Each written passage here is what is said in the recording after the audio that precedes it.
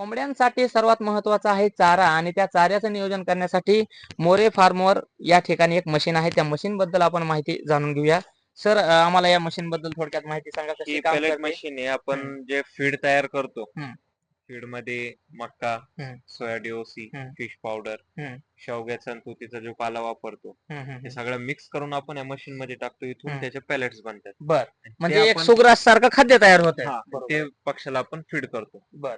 आणि जे हिरवा चारा आहे, जसं की आपण तुतीचा चारा आहे, शेवग्याचा, तो ऑटोमॅटिक बारीक बनतो नाही, का तो गोळी आपण सारखा? चॉप करून घेतो, त्याला कट करून घ्यायचा कट अगोदर, करून बरोबर घेतो, आहे. हा. मिक्स करतो आणि हम्म, हम्म, हम्म. त्याच्यानंतर मग मशीन मध्ये टाकतो, बर. जेणेकरून त्याची पॅलेट बनते छोटे छोटे आणि खाद्य त्या तयार होईल. पाल्यामुळे बाइंडिंग करण्यासाठी पण हेल्प होते. बरोबर, म्हणजे मॉइश्चर त्याचा पण गच्चपणा मेंटेन येतो. पण येतो. ठीक आहे.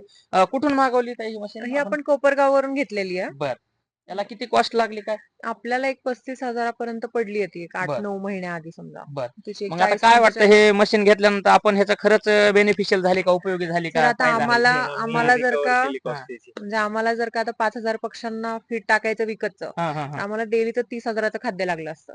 काय म्हणतात, डेली 30,000? Daily daily daily. पक्षी जास्त आहेत, बरोबर हा, आहे. म्हणजे हा त्याचा एक हा. अर्धा कॉस्ट एक फ्री रेंज मुळे कमी केला आम्ही. हम्म, हम्म, हम्म. आणि दुसरा अर्धा जो आहे तो ह्या पेलेट मशीन मुळे, म्हणजे फ्री रेंज मुळे आम्हाला 15,000 तरी ऍटलीस्ट लागलेच असते दिवसाला. हम्म. ते 15,000 वरून आम्ही एक 7,000 वरती आलो होतो, सात बरोबर आहे, म्हणजे साडेसात ह्याचा हजार खर्च आपला निघाला, इन्व्हेस्टमेंट हो. केलेली. इन्व्हेस्टमेंट निघलेली. म्हणजे आणि आम्हाला ते 1.5 दिवसाच्या खाद्याच्या खर्चामध्ये ती मशीन पडली आम्हाला. बापरे, क्या बात आहे.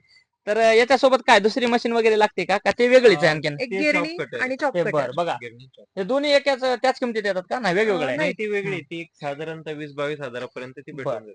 तर आपण बघू शकतात की त्या ठिकाणी एक कटर मशीन आहे, म्हणजे छोटे छोटे पदार्थ कट करण्यासाठी ते ठेवलेलं आहे. तर याच्यामध्ये आता बरेच बाजाराचं वगैरे खाद्य लोक टाकतात, तसं काही आपण टाकतो का नाही, किंवा आणतात का? मार्केट वेस्ट आपण मार्केट काहीच नाही का? फीड करत नाही. बर. आपण हे जे झाडं लावलेले हम्म, तिथं, हम्म, हम्म, त्याचा पाला हम्म. आणि त्याच्या व्यतिरिक्त लुसन घास बर. हे पक्षाला फीड करतो. कुठं आहे ते लोशन घास, म्हणजे काय आपलं लुसन घास ही इथं जी लागवड शेतात केलेली लागवड का? केलेली आपण. म्हणजे गवतासारखं येते का ते? गवत हा, आहे आपलं, मेथी घास किंवा लसण घास म्हणतो आपण, तेच. ठीक आहे. आणि लसीकरणाबद्दल काय आपण कशी काळजी घेतात का, आरोग्यदायी सगळं वॅक्सिनेशन आयुर्वेदिकच आहे? डे फर्स्टला हम्म. हॅचिंग आपल्या घरीच होत बर असल्यामुळे आपण मॅरेक्स स्वतः हाताने देतो डे बर. फर्स्टला. हम्म. 7व्या दिवशी लासोटा देतो, बर. 12व्या दिवशी गंभोरा असते, 28व्या दिवशी लासोटा हम्म, आणि हम्म, त्याच्यानंतर प्रत्येक 45 दिवसाला हम्म. अल्टरनेट लासोटा आणि गंभोरा. बरोबर आहे.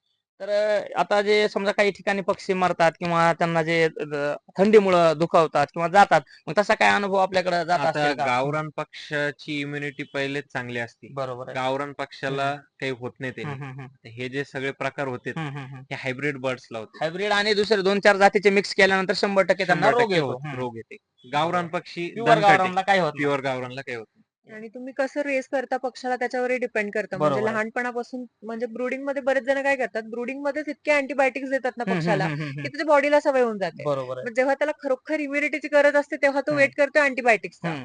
त्याची इम्युनिटीच डेव्हलप होत नाही. बरोबर. तुम्ही रेस कसं करता ते डिपेंड करतं. त्यांना आणि सवय चांगली लावली राईट पाहिजे राईट आपण, बरोबर हायब्रिडच्या आहे. जेवढ्या व्हरायटी आहेत त्या कशा आहेत, त्या हम्म, फक्त कमर्शियल प्रॉफिट द्यावे म्हणून डेव्हलप केलेल्या आहेत. हम्म, हम्म, त्याच्यासाठी आता हायब्रिडची व्हरायटी जर का दणकट बनवली, हम्म, तर हम्म, हम्म. त्यांना माहित आहे ना की मेडिसिन विकल्या जाणार नाहीयेत. बरोबर आहे. आता मेडिसिन पण विकल्या गेल्या पाहिजे, बरोबर कारण आहे ना, मेडिसिन पण बरोबर आहे. बनवतात हा आहे ना. हा. म्हणजे दोन्हीही मार्केट मेंटेन करण्यासाठी हायब्रिड इम्युनिटी वीक आहे हम्म. आणि मेडिसिन विकल्या जात आहेत चांगल्या. बरोबर आहे.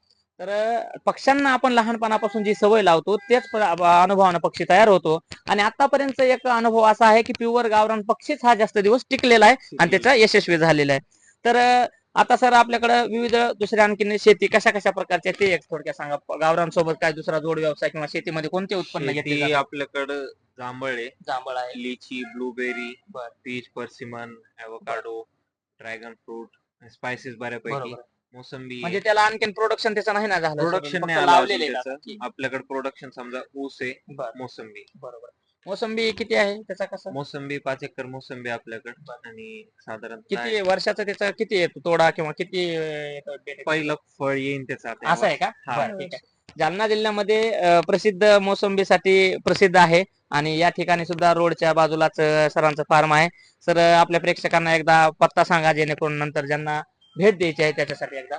आपलं फार्म गोलापांगरे म्हणून गाव आहे जालना जिल्ह्यामध्ये. तालुका जिल्हा. तालुका जिल्हा जालना. बरोबर आहे. तिथंच आपलं अंबड फार्म आहे. पासून किती दूर आहे? अंबड पासून एक साधारणतः 13 किलोमीटर आणि जालन्यापासून 12-13 किलोमीटर बरोबर आहे, वरती मध्य फार्म आहे. भागात आणि रोडच्या हायवेच्या जालना बेड रोड बाजूलाच वरतीच आहे. मेन रोडलाच फार्म.